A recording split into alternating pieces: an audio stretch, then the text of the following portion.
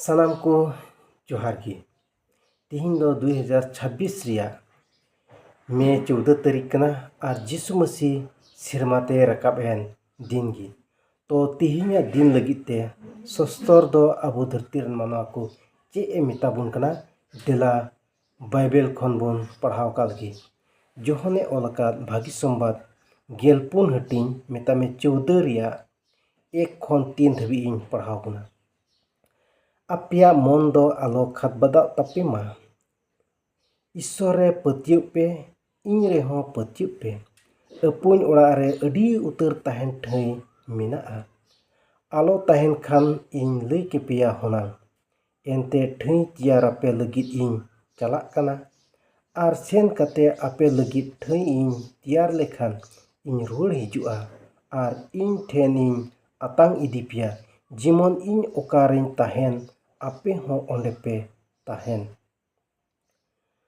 सो जिसु मसीह दो 3 रे नवा धरती रे ताहे कना आर आया सनाम कमी को 3 रे कमी पुराव किदा उनी दो धरती रे सनाम मानवा को लगिते धरती रे सनाम मानवा को कई को लगिते क्रूस काट रे गज चुइना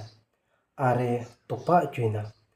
आर तोपा खन हो उनी जिसु मसीह दो जीवेत ब्रिदना आर जीवेत ब्रिद कते मानवा को सावते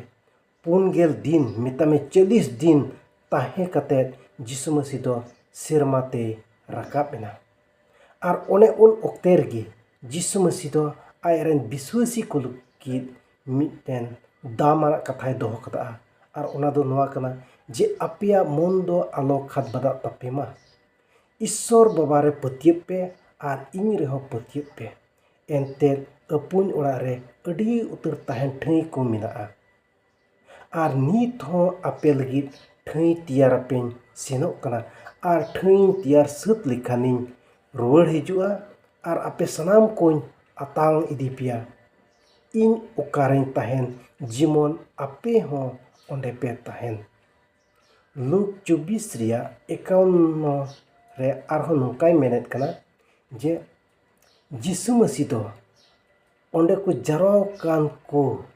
बानार तीते बोरा को तुलुज गे सिरमाते रकाब चलावे दुलड़िया बुहा को तिहिन जिसु मसीह दो अडी मारांग आस से एम टोआ बना जे जिसु मसीह 3 रे दोसर धाव रुवाड़ हिजुआ ओने उन रे अब आयरन विश्वासी को सनाम को उनी दो इदी बोना आय ओकारे तायन ओंडे ओना इयते तिहिन अब उनी जिसु मसीह दोसर हिजु कोयो हर रेबन ताना जिमन जिसु मसीह सावते अब दोसर हिजु रे उनी ठे बोन सेटर दाड़िया ईश्वर की सनाम कोई भोर पेमा आमेन।